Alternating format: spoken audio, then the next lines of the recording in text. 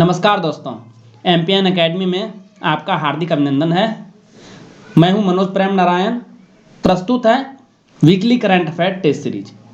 इस वीडियो में हम लोग 1 से लेकर 7 नवंबर 2020 तक के समसामयिक घटनाक्रम पर आधारित 30 महत्वपूर्ण मल्टीपल चॉइस क्वेश्चंस को हिंदी और इंग्लिश दोनों भाषाओं में व्याख्या के साथ हल करेंगे। पहला प्रश्न है, नेपाल की सेना के जनरल की मानद उपाधि हाल ही में किसे प्रदान की गई है? Who has recently been conferred with the honorary title of general of the army of Nepal? The right answer is option number C, Manoj Mukund Naravane. ये इंडियन आर्मी के प्रमुख जनरल हैं। जनरल नरवणे को यह सम्मान काठमांडू में राष्ट्रपति के आधिकारिक निवास शीतल निवास में आयोजित एक विशेष समारोह में नेपाल की राष्ट्रपति विद्या देवी भंडारी द्वारा प्रदान किया गया। इस अवसर पर उन्हें तलवार और सूची पत्र प्रदान किया गया। इससे पूर्व नेपाल सेना के प्रमुख जनरल पूर्णचंद्र थापा को राष्ट्रपति रामनाथ कोविंद ने नई दिल्ली में आयोजित एक समारोह में इसी प्रकार की मानद उपाधि से सम्मानित किया था। मंत्रिमंडल के आर्थिक मामलों की समिति द्वारा किस नदी पर बने लुहरी जल विद्युत परियोजना के प्रथम चरण के लिए 1810 करोड़ रुपए के निवेश प्रस्ताव को मंजूरी दी गई है? An investment proposal of 1,810 rupees have been approved by the Cabinet Committee on Economic Affairs for the first phase of Luhri hydroelectric project built on which river? The right answer is option number D. ये Sutlej river पर तिब्बत में स्थित कैलाश पर्वत के दक्षिण से निकलती है। यह नदी हिमाचल प्रदेश के शिमला और कुल्लू जिलों में स्थित और विश्व बैंक द्वारा वित्त पोषित 210 मेगावाट क्षमता वाली इस विद्युत परियोजना में प्रतिवर्ष 758 मिलियन विद्युत यूनिट का उत्पादन होगा।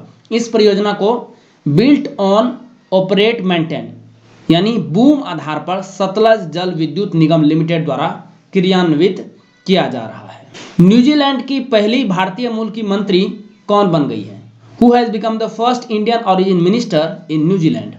The right answer is option number C, Priyanka Radha Krishnan. यही है।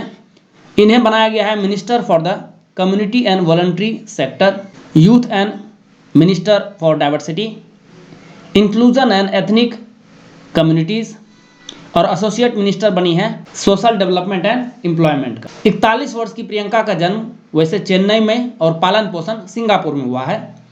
प्रियंका के दादा कोच्चि में एक चिकित्सा पेशेवर और कम्युनिस्ट पार्टी के समर्थक थे, जिन्होंने केरल के निर्माण में महत्वपूर्ण भूमिका अदा की थी। किस राज्य में स्थित पन्ना टाइगर रिजर्व को यूनेस्को ने अपनी world network of biosphere reserve की सूची में शामिल किया है? Panna tiger reserve which has been included by UNESCO in its list of World Network of Biosphere Reserves is located in which state? The right answer is option number D. यह है मध्य प्रदेश में। मध्य प्रदेश के उत्तरी भाग में विंध्य पर्वत श्रृंखलाओं में पन्ना और छतरपुर जिलों में फैला हुआ पन्ना टाइगर रिजर्व भारत का 22वां और मध्य प्रदेश का 5वां बाघ अभयारण्य है। वर्तमान में यूनेस्को की इस सूची में 129 देशों के 714 बायोस्फीयर रिजर्व शामिल है। अंतर संसदीय संघ IPU का नया अध्यक्ष किसे चुना गया है? Who has been elected the new president of the Inter Parliamentary Union IPU? The right answer is option number A, ड्यूआर्टे पचेको। ये पुर्तगाल के सांसद हैं। मैक्सिको के गैम्ब्रिएला क्यूवास बैरोन का इन्होंने स्थान लिया है। अंतर संसदीय संघ अलग अलग देशों की संसदों का एक वैश्विक संगठन है, जिसकी शुरुआत 1889 में सांसदों के एक छोटे समूह के रूप में हुई थी और वर्तमान में यह अलग अलग देशों की संसदों के एक वैश्विक संगठन के रूप में विकसित हुआ है। वर्तमान में कुल 179 देशों की संसद इस संगठन में सदस्य के रूप में शामिल है। गंगा उत्सव 2020 का आयोजन गंगा नदी को राष्ट्रीय नदी घोषित करने की कौन सी वर्षगांठ मनाने के लिए आयोजित किया गया? गंगा उत्सव 2020 was organized to celebrate which anniversary of declaring Ganga river as national river? The right answer is option number A, 12वीं वर्षगांठ। 4 नवंबर 2008 को गंगा नदी को राष्ट्रीय नदी यानी नेशनल रिवर घोषित किया गया था। वर्चुअल प्लेटफॉर्म पर 3 दिवसीय बहुप्रतीक्षित गंगा उत्सव का आयोजन 2 से 4 नवंबर 2020 को भारत सरकार के जल शक्ति मंत्रालय और national mission for clean Ganga द्वारा संयुक्त रूप से आयोजित किया गया। इसका आयोजन 2016 से प्रत्येक वर्ष किया जाता है। सतोपथ हिमानी से निकली अलकनंदा और गोमुख के निकट गंगोत्री हिमनद से निकली भागीरथी नदी देवप्रयाग में जब मिलती है तो संयुक्त रूप से इसे गंगा कहा जाता है। केंद्रीय पोत परिवहन मंत्रालय के तहत संचालित मुंबई पोर्ट ट्रस्ट का अध्यक्ष किसे नियुक्त किया गया है? Who has been appointed the chairman of the Mumbai Port Trust operated under the Union Ministry of Shipping? The right answer is option number B. Rajiv Jalota. ये 1988 बैच के महाराष्ट्र कैडर के IAS अधिकारी हैं और वर्तमान में राज्य में वस्तु एवं सेवा कर यानी GST आयुक्त हैं। मुंबई पोर्ट भारत के पश्चिमी तट के लगभग मध्य में स्थित है और लंबे समय से भारत का एक प्रमुख प्रवेश द्वार रहा है। ग्रीन सोल्जर्स को कोविड-19 के खिलाफ बीमा कवर प्रदान करने वाला पूर्वोत्तर भारत का पहला टाइगर रिजर्व कौन बन गया है?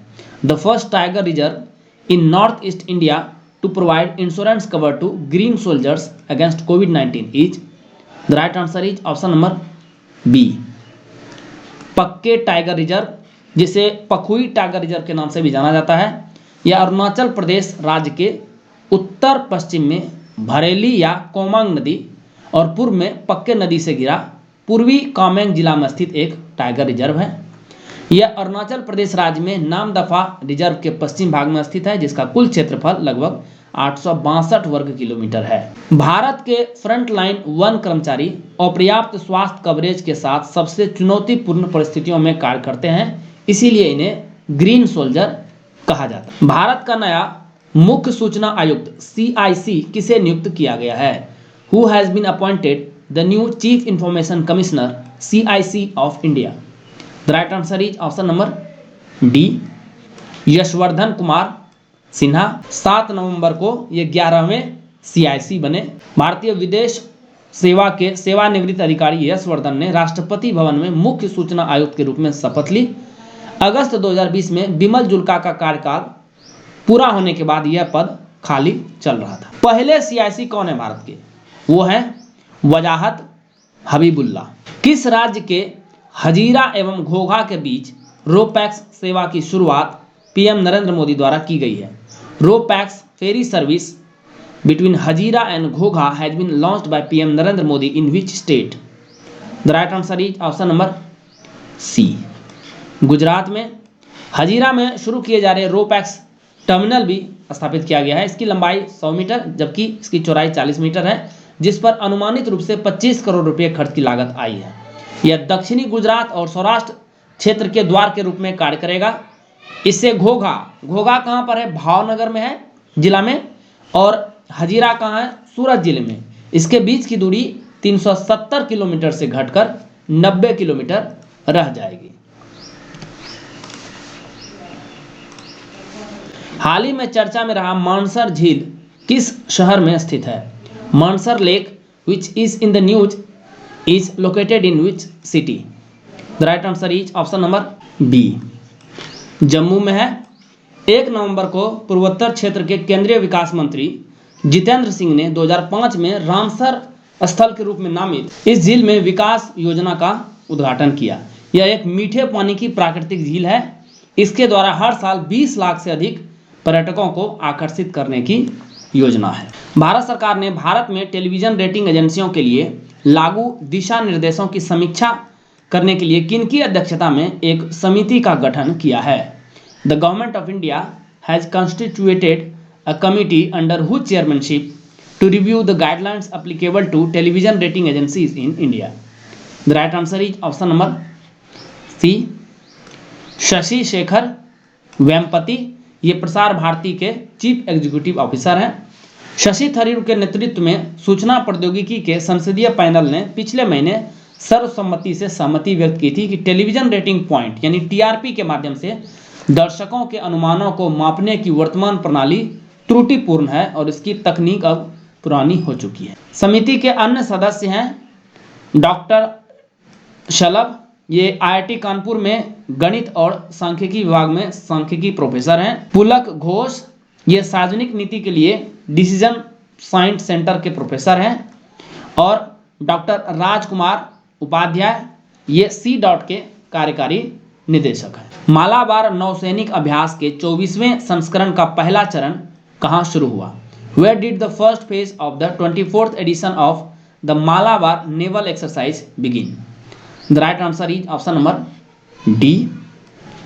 विशाखापट्टनम में। ये आंध्र प्रदेश में है विशाखापट्टनम। और ये जो पहला चरण शुरू हुआ है ये बंगाल की खाड़ी में हुआ है। 3 से 6 नवंबर के बीच इसका आयोजन किया गया। सालाना अभ्यास के पहले चरण में cross deck flying anti submarine समेत अन्य अभ्यास किए गए। दूसरा चरण 17 से 20 नवंबर के बीच अरब सागर में संपन्न हुआ। यह पहला मौका है जब क्वाड के चारों देश भारत, अमेरिका, जापान और ऑस्ट्रेलिया की नौसेनाएं एक साथ युद्धाभ्यास कर रही है। BCCI द्वारा आयोजित महिला T20 चैलेंज 2020 का प्रमुख प्रायोजक किसे बनाया गया? The title sponsor of the Women's T20 Challenge 2020 organized by BCCI was, the right answer is option number D. Reliance जियो। भारतीय क्रिकेट कंट्रोल बोर्ड ने 1 नवंबर को जियो को 4 से लेकर 9 नवंबर 2020 तक शारजाह में आयोजित होने वाली महिला T20 चैलेंज का टाइटल स्पॉन्सर घोषित किया। ये खेल IPL प्ले ऑफ के साथ खेले गए। और ऑप्शन नंबर बी ड्रीम 11 ये हैं IPL 2020 के टाइटल स्पॉन्सर। किस प्रसिद्ध फिल्म चरित्र का किरदार निभाने वाले मशहूर अभिनेता सर शॉन कॉनरी का निधन हाल ही में हो गया? The famous actor sir Sean Connery known for playing which famous film character passed away recently? The right answer is option number C. James bond. 31 अक्टूबर को इनका निधन हो गया। इनका जन्म 25 अगस्त 1930 को यूके में हुआ था। इन्होंने लगभग 5 दशक लंबे अपने करियर में हॉलीवुड फिल्म जेम्स बॉन्ड, जो कि MI6 के लिए काम करने वाला एक ब्रिटिश सीक्रेट एजेंट था, इनका कोड नेम था, यानी जेम्स बॉन्ड के किरदार का कोड नेम था 007। ये जेम्स बॉन्ड को बड़े पर्दे पर लाने वाले पहले अभिनेता थे। इन्होंने इस किरदार को 7 फिल्मों में निभाया था। 30 अक्टूबर 2020 को समाप्त हुए सप्ताह के दौरान भारत का विदेशी मुद्रा भंडार लगभग कितने अरब डॉलर तक पहुंच गया? About how many billion dollars did India's foreign exchange reserves reach during the week ending 30th October 2020?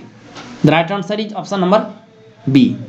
560 अरब अमेरिकी dollar, 560 billion US dollar. 36 billion US dollar के गोल्ड रिजर्व भी शामिल है। लगातार चौथे सप्ताह बढ़ा है और ये पिछले सप्ताह 183 मिलियन डॉलर की बढ़ोतरी के साथ एग्जैक्ट फिगर देखेंगे तो 560.715 अरब अमेरिकी डॉलर हो गया। यह भारत के विदेशी मुद्रा भंडार का उच्चतम स्तर है। विश्व में सर्वाधिक विदेशी मुद्रा भंडार वाले देशों की सूची में भारत अभी 5वें नंबर पे है। इस सूची में चीन प्रथम स्थान पे है। वर्ल्ड वाइड फंड द्वारा हाल ही में जारी वाटर रिस्क फिल्टर रिपोर्ट के अनुसार भारत के किस शहर में सर्वाधिक तीव्र जल जोखिम का सामना करने की संभावना व्यक्त की गई है? According to the World Wide Fund's latest water risk filter report, which city of India has the potential to face most acute water risk by 2050? The right answer is option number A, Rajasthan की राजधानी जयपुर।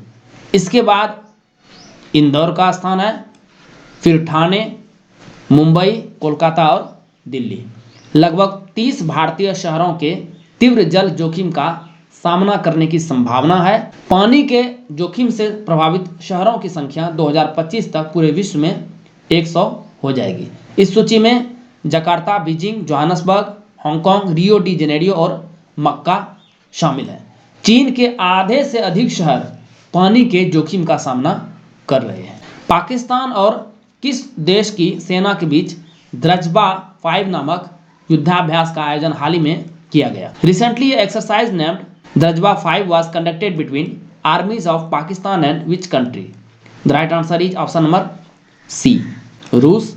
रूसी सैन्य टुकड़ियों को द्रजबा 5 अभ्यास के लिए पाकिस्तान पहुंचने के बाद तस्वीरों में देखा जा सकता है। इस युद्धाभ्यास का उद्देश्य आतंकवाद के क्षेत्र में दोनों सेनाओं के अनुभवों को साझा करना है। इससे पूर्व सितंबर माह में पाकिस्तान के सशस्त्र बलों की एक टुकड़ी ने दक्षिणी रूस के अस्त्राखान प्रांत में आयोजित एक बहुराष्ट्रीय सैन्य अभ्यास काकेशस 2020 में भी हिस्सा लिया था।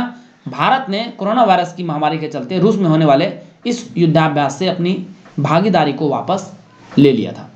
भारत और रूस के बीच भी एक अभ्यास आयोजित किया जाता है, उसका नाम है इंद्र। भारत की पहली सौर ऊर्जा संचालित लघु ट्रेन का शुभारंभ किस राज्य में किया गया है?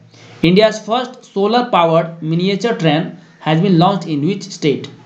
The right answer is option number A, Kerala.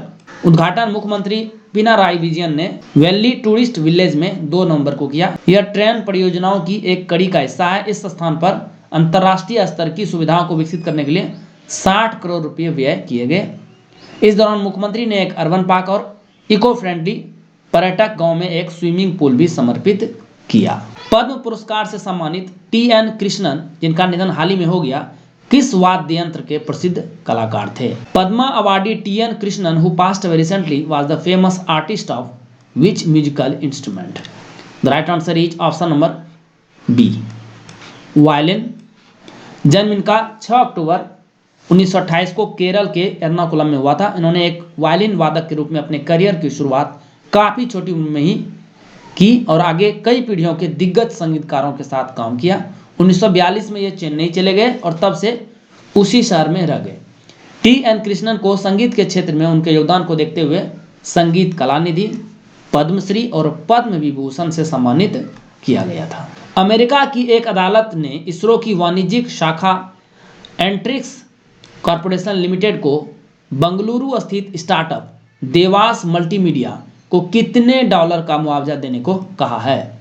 A US court has asked ISRO's commercial arm Antrix Corporation Limited to pay compensation of how much dollars to Devas Multimedia, a Bangalore-based startup?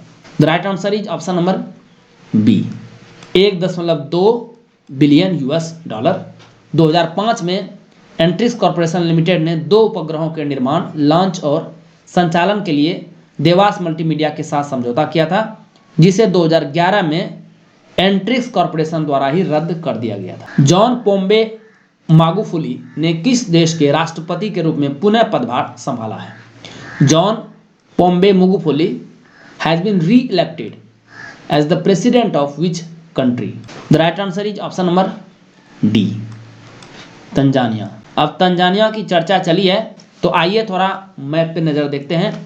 ये हिंद महासागर के पूर्वी, ये हिंद महासागर है, इसके तट पर पूर्वी अफ्रीका का एक देश है, यहाँ पर है तंजानिया और इसकी औपचारिक राजधानी डोडोमो है, जबकि वास्तविक यानी डिफैक्टो राजधानी दार एस सलाम है, जहाँ अधिकतर सरकारी प्रशासनिक कार्यालय स्थापित हैं। अब इसके डायरेक्शन देखेंगे तो उत्तर में उगांडा, केन्या और विक्टोरिया लेक है, पूर्व में हिंद महासागर है यहाँ पर, पश्चिम में रवांडा और बुरुंडी 2 देश हैं।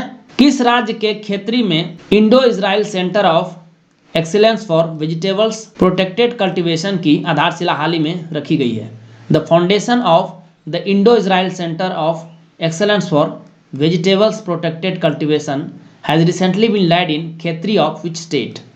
The right answer is option number A, Assam में। मुख्यमंत्री सर्बानंद सोनोवाल और भारत में इजराइल के राजदूत डॉक्टर रॉन मल्का ने कामरूप जिले में इसकी आधारशिला रखी।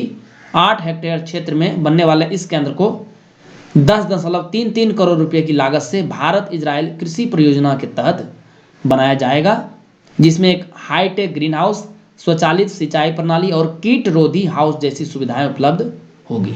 दोस्तों, यदि आप इस चैनल पर नए हैं और एमपीएन एकेडमी पर प्रसारित होने वाले करंट अफेयर्स का PDF संपूर्ण व्याख्या के साथ प्राप्त करना चाहते हैं तो इसके बारे में सूचना वीडियो के अंत में दी जाएगी। दोस्तों, इस PDF के सहारे आप इस आधे घंटे के वीडियो लेक्चर को आसानी से 5 से 6 मिनट में रिवाइज कर पाएंगे। इससे आपका बहुत सारा समय बचेगा ताकि आप एग्जाम प्रिपरेशन के लिए अन्य सेक्शन पर समय दे सकें।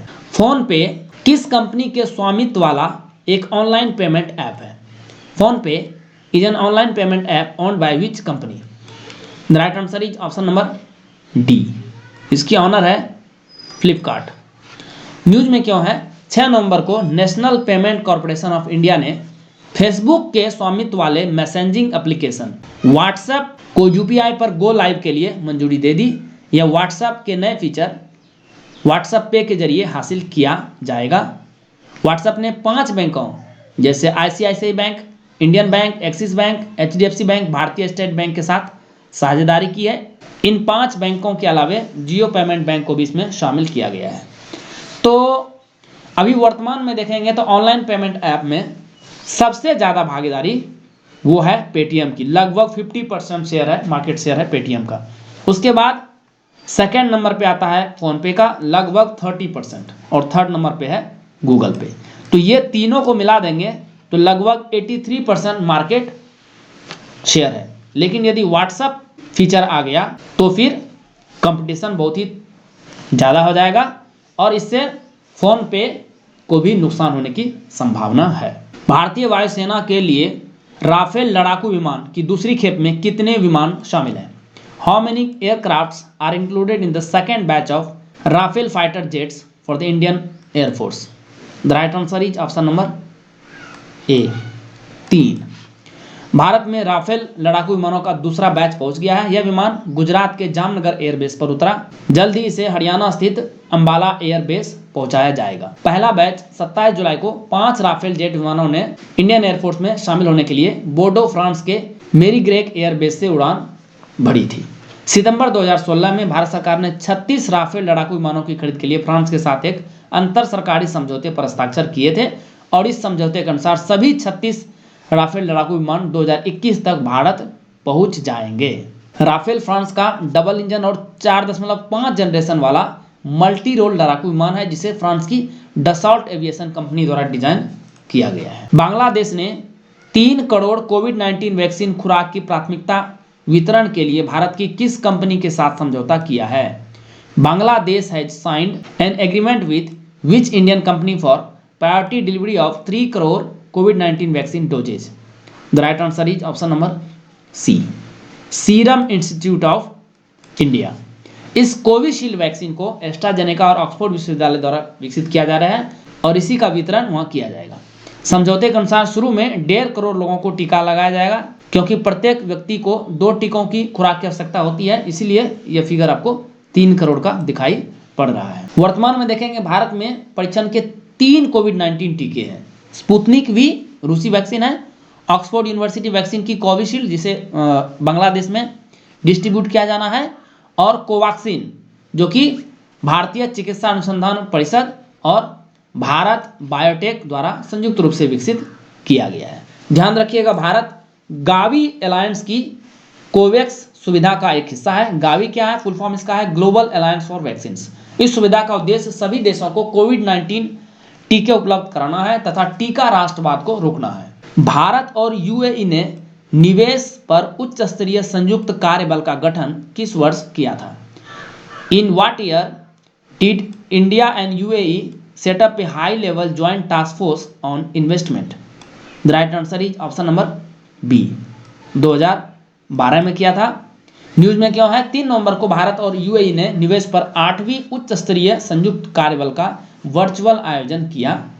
मौजूदा यूएई प्लस एक विशेष डेस्क है और भारत में यूएई के निवेशकों के सामने आने वाली चुनौतियों के समाधान के लिए 2018 में बनाए गए फास्ट ट्रैक मैकेनिज्म की भी समीक्षा की गई। ध्यान में रखिएगा यूएई भारत का 10वां सबसे बड़ा निवेशक है। श्री अरबिंदो की कौन सी जयंती को मनाने के लिए 2 वर्ष तक चलने वाले समारोह के एक हिस्से के रूप में श्री अरबिंदो द कवि नामक एक वेबिनार का आयोजन हाल ही में किया गया? A webinar called Sri Aurobindo the Kavi was recently organized as part of the 2-year celebration to celebrate which birth anniversary of Sri Aurobindo?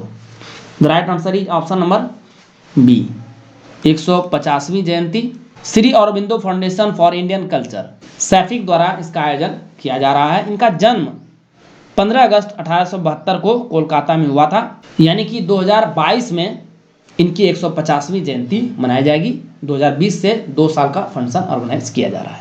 चलिए इनके बैकग्राउंड के बारे में जानते हैं। 1908 में खुदीराम बोस और प्रफुल्ल चाकी ने मजिस्ट्रेट किंग्सफोर्ड को मारने का असफल प्रयास किया।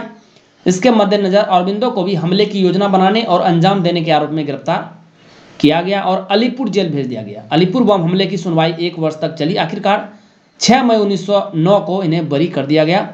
इनके बचाव पक्ष के वकील थे चित्तरंजन दास। 1910 में अरबिंदो बंगाल छोड़कर पुदुचेरी चले गए, जहां उन्होंने आध्यात्मिक और दार्शनिक गतिविधियों के लिए खुद को समर्पित कर दिया। 1914 में 4 वर्ष की एकांत योग प्रक्रिया के बाद इन्होंने आर्य नामक एक मासिक दार्शनिक पत्रिका शुरू की। 1 नवंबर 2020 को अस्तित्व में आए उस राज्य का नाम क्या है जहां की सरकार ने राज्योत्सव दिवस पर फोर्टिफाइड चावल वितरण योजना लॉन्च की है?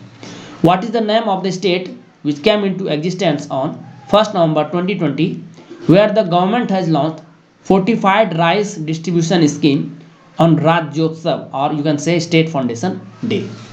The right answer is option number D, Chhattisgarh. ये मध्य प्रदेश से अलग हुआ था। फोर्टिफाइड चावल वितरण योजना कुपोषण और एनीमिया को कम करने के लिए लॉन्च की गई है। इस योजना के तहत उचित मूल्य की दुकानों के माध्यम से फोर्टिफाइड चावल वितरित किए जाते हैं। फोर्टिफाइड चावल में विटामिन B12, आयरन और फॉलिक एसिड का मिश्रण होता है। अंतिम प्रश्न, इसके बाद PDF के बारे में जानकारी दी जाएगी। हिमालयन तिब्बत पठार के एक अनुसंधान स्टेशन द्वारा एकत्र किए गए हवा के नमूनों के अध्ययन के अनुसार हवा में मौजूद कणों में लगभग कितना प्रतिशत कण टार बॉल है? According to a study of air samples collected by a research station in Himalayan Tibetan Plateau, approximately what percentage of the particles in the air are tar balls? The right answer is option number D, 28%। Tar ball प्रकाश अवशोषित करने वाले छोटे carbonaceous particles हैं जो biomass या जीवाश्म ईंधन के जलने के कारण निर्मित होते हैं और बर्फ की चादर पर जमा होते रहते हैं। तो आइए अब चर्चा करते हैं एमपीएन एकेडमी पर प्रसारित होने वाले करंट अफेयर्स और इसके PDF के बारे में। दोस्तों, वैसे तो मार्केट में और ऑनलाइन करंट अफेयर्स की कोई कमी नहीं है, भरे पड़े हैं, लेकिन एमपीएन एकेडमी पर जो करंट अफेयर्स आपको मिल रहा है उसके सहारे केवल 15 घंटे में, ओनली इन 15 आवर्स, आप पूरे साल भर का करंट अफेयर्स रिवाइज कर सकते हैं। कैसे? देखिए, इस चैनल पर weekly current affair test series प्रसारित होता है प्रत्येक रविवार शाम 6 बजे। तो यदि आप साल भर का करंट अफेयर्स स्टडी करें तो कुल 53 PDF हो जाएंगे, 52 हफ्ते का और एक बजट और इकोनॉमिक सर्वे का। प्रत्येक PDF में आपको लगभग 5 से 6 मिनट का एवरेज टाइम लगेगा रिवाइज करने में, तो कुल 318 मिनट लगेंगे आपको weekly current affair test series को रिवाइज करने में पूरे साल भर का। उसी प्रकार से monthly current affairs short notes, इसकी वीडियो नहीं आती, ये सिर्फ आपको PDF के रूप में मिलती है। तो 12 मंथ्स यानी 12 PDFs, प्रत्येक PDF में लगभग 25 से 30 मिनट का समय लगेगा, तो कुल मिलाकर के 300 मिनट यहाँ लग गए। और बिहार करंट अफेयर्स के 14 PDF मिलेंगे, 12 महीने का हो गया, एक बिहार बजट और एक बिहार इकोनॉमिक सर्वे, तो इसमें लगभग 20 से 25 मिनट का समय लगता है, तो कुल 280 मिनट। कुल जोड़ेंगे तो केवल 15 घंटे लगेंगे और 15 घंटे में आप पूरे साल भर का करंट अफेयर्स रिवाइज कर सकते हैं। यदि आपने 2 से 3 बार एग्जाम से एक सप्ताह पहले 2 से 3 बार यदि आपने इसे अच्छे से रिवाइज कर लिया तो करंट अफेयर्स आपका सेक्शन कवर हो जाएगा। इसके लिए दोस्तों संपूर्ण व्याख्या के साथ PDF आपको प्रोवाइड की जाएगी। क्वेश्चन और आंसर हिंदी इंग्लिश दोनों यानी बाइलिंगुअल रहेगा, हालांकि इसका डिस्क्रिप्शन सिर्फ हिंदी में ही अवेलेबल है। इसके लिए एक बहुत ही साधारण शुल्क है, एनुअल फी है, एक ही टाइम पे करना है 600 रुपीज़ और आपको सारे PDF आपको मिल जाएंगे। बैंकिंग डिटेल दिया हुआ है, प्रियंका कुमारी के नाम से अकाउंट है, इसमें आई नहीं है, ध्यान रखिएगा। IFSC कोड और अकाउंट नंबर दिया गया है, साथ में पेटीएम, फोनपे, UPI और गूगल पे के थ्रू से पे कर सकते हैं। एक ही नंबर है 7366005556, ये व्हाट्सएप नंबर भी है। आप ट्रांजैक्शन करके इसी व्हाट्सएप पे पेमेंट का स्क्रीनशॉट भेज दीजिए, आपको व्हाट्सएप पे ही PDF मिलना शुरू हो जाएगा। चाहे आप उसका प्रिंट आउट ले लीजिए, अदरवाइज आप ऑनलाइन भी रिवाइज कर सकते हैं। वीडियो देखने के लिए बहुत बहुत धन्यवाद। Please write down your score in the comment section. All the best for your preparations.